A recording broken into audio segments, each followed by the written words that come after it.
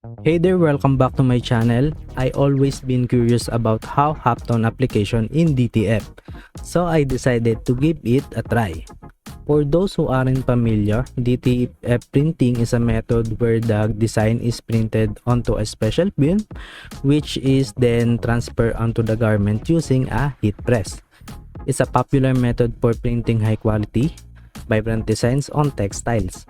Halftone printing is a technique that simulates continuous tones through the use of tiny dots of varying sizes and spacing. It's commonly used in newspaper and magazine printing to achieve shades of gray or color.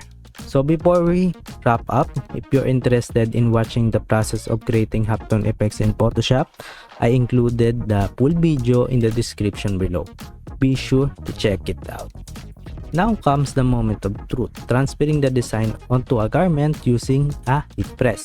This step requires careful attention to time, temperature, and pressure to ensure the successful transfer. As the heat press works, it's magic.